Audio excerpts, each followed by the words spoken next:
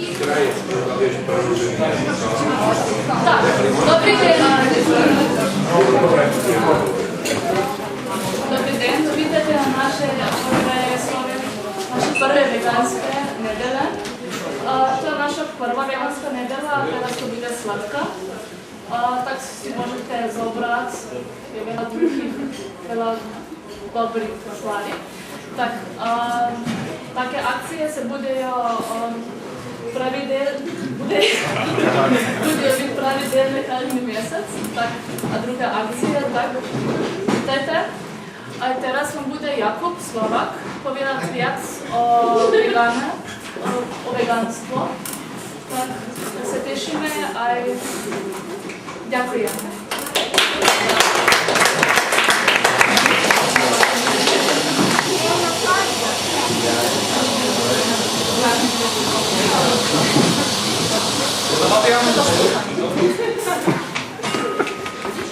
Takže vás zdravím na našej prvej vegánskej nedeli. Ďakujem Nataši, že s jej pomocou sa podarilo vlastne zrealizovať. Len chcem povedať, že tento koncept sme nevymysleli my. Vlastne v Čechách už niečo podobné beží v Olomouci, v Jihlave a v Prahe už pár mesiacov a sme rádi, že sme sa mohli v Žiline k tomu pripojiť. Takisto Nataša ma požiadala takú malú prednášku spojenú s vegánstvom. Tak skúsil som niečo spraviť, hádam to nejako dopadne. Nemám s tým ešte moc skúsenosti, takže hádam to bude aspoň trochu nejaké koherentné a bude to dávať zmysel. To je taká základná definícia, s ktorou ma prehúčuješ.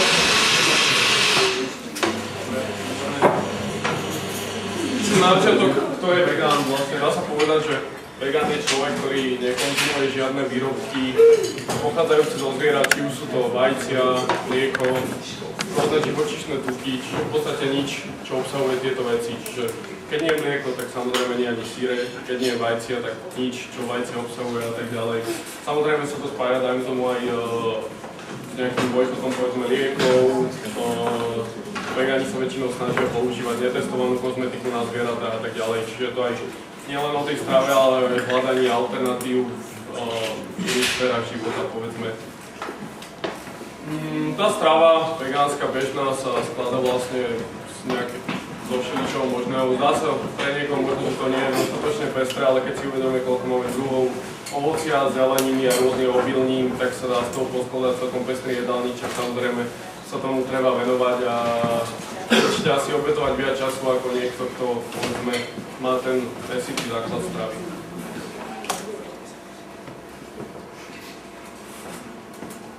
Čiže tie dôvody, prečo sa ľudia stávajú vegánmi, sú rôzne. Tu som načítal také 4, asi čo mne napadlo najviac. Najviac asi tie etické určite.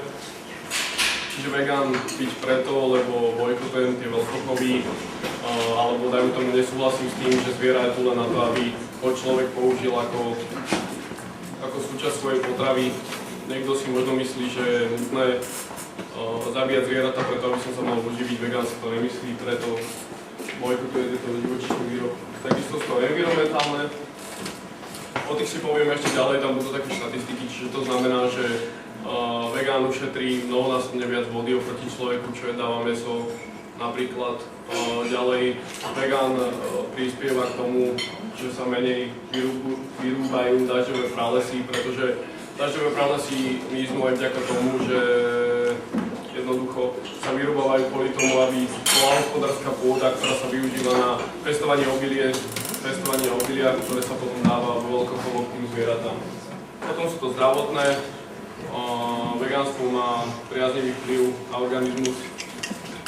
Za predpokladu samozrejme, že tá strava je pestrá a vyvážená, čiže vďaka vegánstvu môžeme predísť rôznym druhom rakoviny, osteoporóze, problémom s cievami, kardiovaskulárne choroby a tak ďalej. A posledné som nechal politické.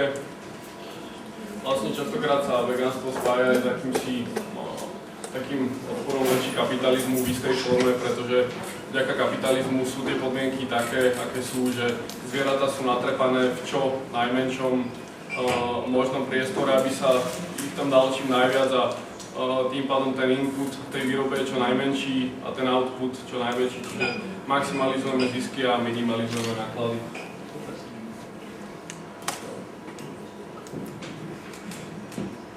To sú nejaké tie dôvody, čo sú na to, nejaké tie, povedzme, jednoducho povedané výhody vegánstva, čiže neprispieva sa prevolanie hladu vo svete a mrhaním poľnohospodárskych pôdov.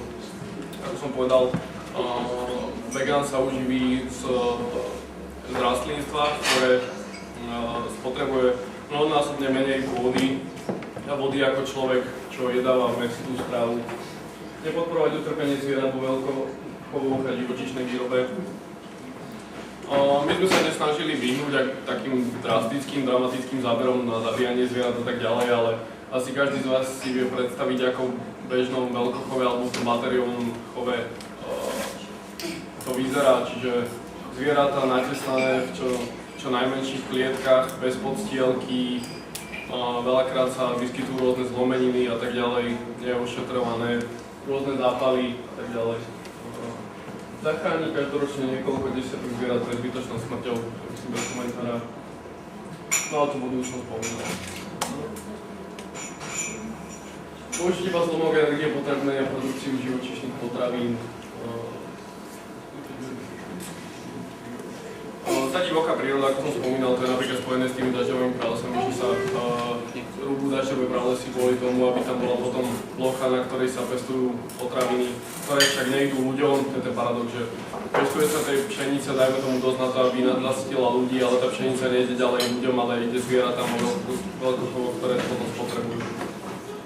Lepšie zdravie je výraznejšie riziko civilizačných ochorení, tak samozrejme vieme, aký dopad na organizmus má to, keď človek jedáva stále len živočíšne tuky a tak ďalej. Ak ste videli niekto klasického Američana, ktorý sa živí v McDonalde, tak asi nevyzerá veľmi zdravo. Vedeli ste, že je to síce dlhšie, ale nedalo sa to moc redukovať, tam sú akési štatistiky, ktoré hovoria v prospech vegánskeho životného štýlu. Každý rok zomrie na celom svete v dôsledku podľa viac ako 20 miliónov ľudí. Keby sa spotreba mäsa vo svete znížila o 10%, hovoríme sa ročne viac ako 12 miliónov tonov, ktoré by mohli nasytiť 20 miliónov. Myslím, že to si môžete predstaviť vlastne sami, k tomu ja si nemám čo povedať.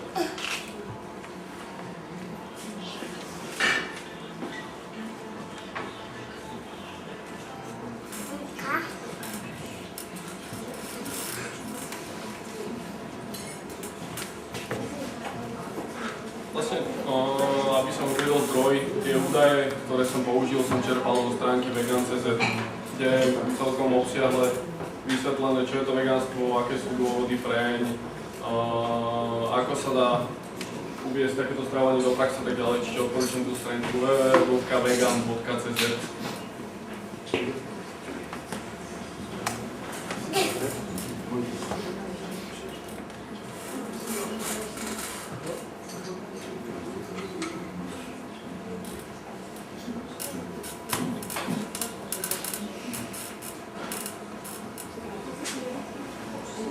Jeden zaujímavý fakt s tým oxidom uhličitým vlastne. Čo sa týka kyslých dažďov a miznutia ozónu z atmosféry, tak to nie je spôsobené len autami, ale práve aj intenzívnym chovom hospodárskeho dobytka, pretože tie zvieratá vlastne produkujú neuveriteľné veľké množstvo výkalov, ktoré napríklad aj znečisťuje spodné vody, vodu a tak ďalej. A keď len pôsobí slnko, tak sa vlastne vyparuje do atmosféry a to zväčšuje aj ozónovú dieru. Čiže nie je to len o automobilizme, ale napríklad aj o tomto.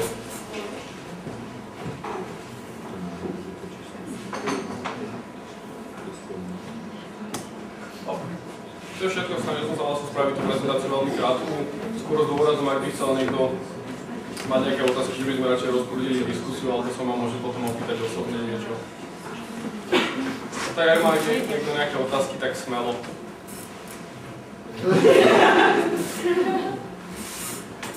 Ak nemá nikto nič, tak sa kľudne môžete pustiť do toho jedenia, čo sme tu všetci pripravili a veľmi ďakujem vám ostatným, že ste takisto začali variť a potlesk.